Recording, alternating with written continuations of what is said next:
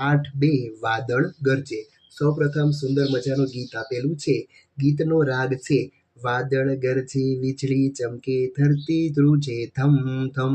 તમારા શિક્ષક તમને ગૌરાવે તે રીતે તમારે આખું ગીત ગાવાનું છે. વાદળ ગરજે, વીજળી ચમકે, વર્ષા વરસે ઝમઝમ. વાદળ ગરજે, વીજળી ચમકે, ડુંગર ડોલે ડમ ડમ. વાદળ ગરજે, વીજળી ચમકે, ખેતર લીલા છમછમ. વાદળ ગરજે, વીજળી ચમકે, વાજા વાગે પમ પમ. વાદળ ગરજે, વીજળી ચમકે, છોકરા ખાતા મમ મમ. ચાલો હવે વાતચીત જોઈએ. વાતચીતમાં પહેલો પ્રશ્ન, ગીતમાં આવેલા કયા શબ્દો તમે પહેલાથી સાંભળ્યા હતા? તો કે વાદળ અને વીજળી. ગીતમાં તમને મજા પડી હોય તેવા શબ્દો તમારે બોલવાના છે. તો કે પમ પમ મમ મમ. એના સિવાયના જે શબ્દો તમને મજા આવી હોય તે તમે લખી શકો. ગીતમાં કઈ પંક્તિ વારંવાર આવે છે? તો કે વાદળ ગરજે, વીજળી ચમકે. તમને વરસાદ ગમે છે? તો કે હા. અને કેમ? કારણ કે ત્યારે નાહવાની ખૂબ મજા પડે તે માટે. વરસાદ પડે ત્યારે તમે શું શું કરો છો? તો કે વરસાદ પડે ત્યારે અમે પાણીમાં છબછબિયા કરીએ છીએ અને હોડી બનાવીએ છીએ. વાદળના ગડગડાટ જેવો અવાજ કાઢીને બતાવો. તો તે વાદળો જે ગડગડાટ તમે સાંભળેલો હોય તેવો અવાજ કાઢીને તમારે તમારા શિક્ષકને બતાડવાનો રહેશે.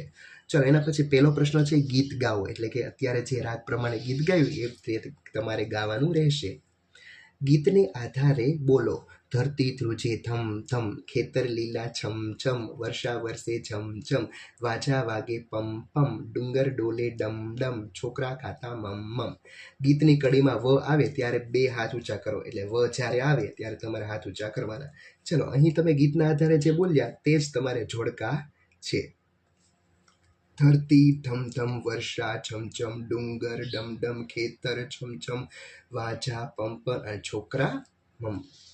ચાલો એના પછી જોઈએ. ચાલો પાંચમો પ્રશ્ન છે ચિત્ર જુઓ અને જવાબ કહો. પેલા ચિત્રનું વર્ણન આપણે કરીએ તો વરસાદનું ચિત્ર છે. એક છોકરો નાહી રહ્યો છે, છોકરી નાહી રહી છે. એક છોકરી છે તે પ્લાસ્ટિકની ટોપી પહેરીને જાય છે. એક બહેન છે તે છત્રી રાખે છે જેથી વરસાદથી બચી શકાય. અને એક નાની એવી છોકરી રેનકોટ પહેરીને ઊભી છે.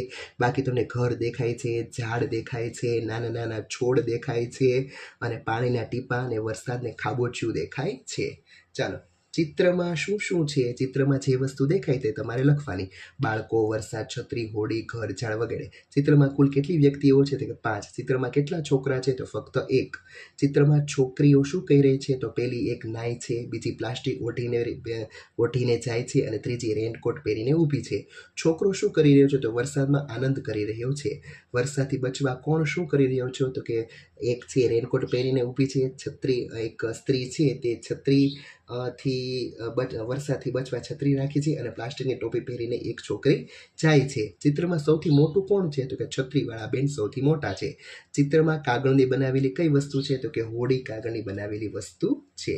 ચાલો ચિત્રમાં હોય ને તેમાં તમારે ગડગડાટ અને ન હોય ને એમાં સડસડાટ બોલો. તો ઘર, ઝાડ, હોડી, છોકરી, પાણી, છોડ અને ટોપી છે એ ચિત્રમાં છે એમાં તમારે ગડગડાટ બોલવાનું અને બાકીનામાં તમે સડસડાટ બોલી શક્યો. ચાલો બોર્ડ પર લખેલા વાક્યો ઝડપથી બોલવાના છે જે સામે એના પેજે તમને આપેલા છે. કાળા વાદળ ધોળા વાદળ, કાચો પાપડ પાકો પાપડ, વાદળ વાદળ વરસો પાણી, ગાય ઘાસ ખાય, ભેંસ ભાત ખાય, સાચી કિટ્ટા ખોટી બુચ્ચા. ચાલો એના પછી 8મો પ્રશ્ન.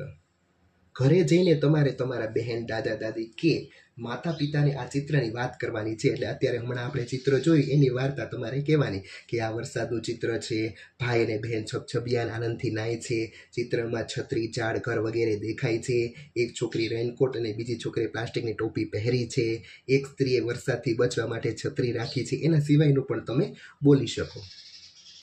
ચાલો એના પછી સુંદર મજાની વાર્તા આપેલી છે, ટીપા ટપકે ટપ ટપ ટપ.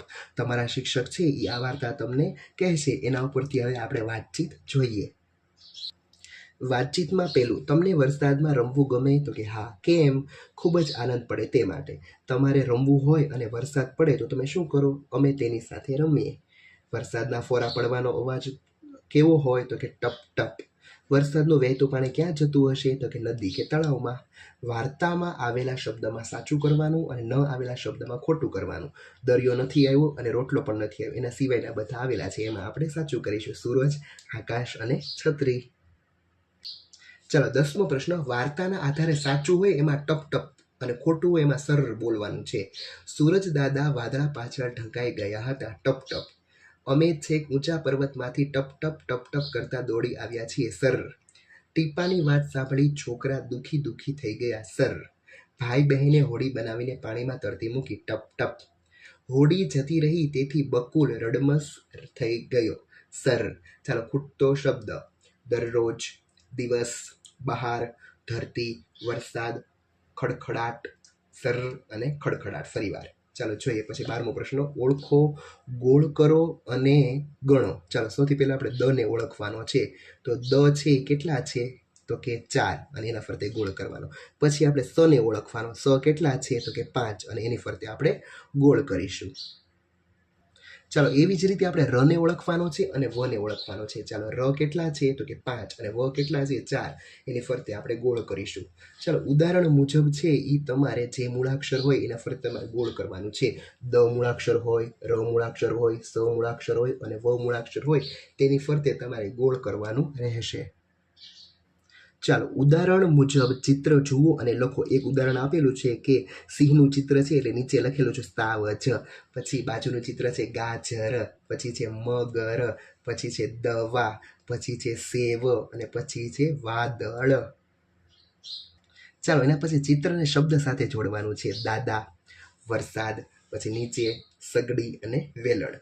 ચાલો, એના પછી ઉદાહરણ મુજબ સરખા શબ્દોને જોડવાના છે. દવા, મદાર, રસમ, સેવા અને વેદ. પ્રશ્ન નંબર 17: ટપકા જોડી મૂળાક્ષર પૂર્ણ કરો.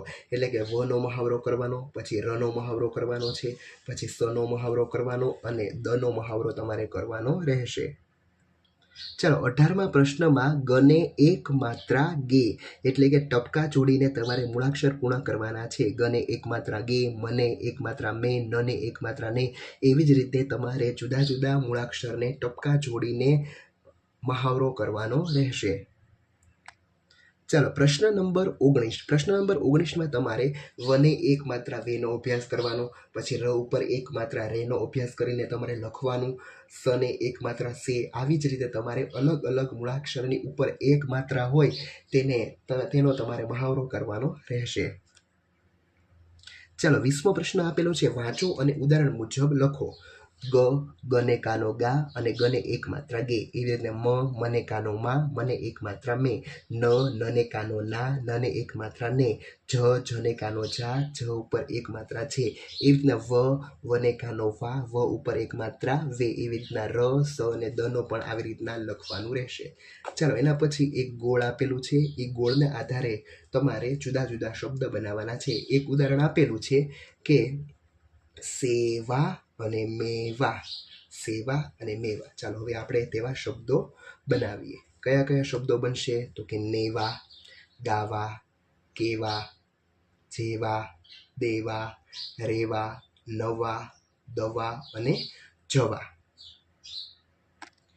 22મા પ્રશ્નમાં તમારે શબ્દોનું વાંચન કરવાનું છે અને એને 2 વાર લખવાના છે. ગામ, વાર, નામ, રાગ, ગાજ, સાગ, જાન, જાગ, દાન, માન, વાન, જાન અને દામ. ચાલો, એના પછી શિક્ષક દરેક શબ્દ મોટેથી બોલશે. વિદ્યાર્થી તે શબ્દ કોઠામાંથી ઉદાહરણ મુજબ શોધીને લખશે. એટલે કે સામેના પેજ ઉપર એક કોષ્ટક આપેલું છે. એ કોષ્ટકમાંથી તમારે શોધીને લખવાના છે. કયા કયા શબ્દો છે? તો કે સાવજ, ગરમ, પછી વાર, રજા, ગામ, મનન, જાન, દાન અને શેર. આટલા શબ્દો છે. ચાલો, સામેના પેજ ઉપર જોઈએ. ચાલો, કોષ્ટક આપેલું છે. એમાં એક ઉદાહરણ આપેલું છે. સાવજની ફરતે ગોળ કરેલું છે. રજા, દાન, પછી જાન, પછી મનન, પછી ગરમ, વાર, ગામ અને શેર. અહીં તમારું આ ચેપ્ટર પૂરું થાય છે. Thank you.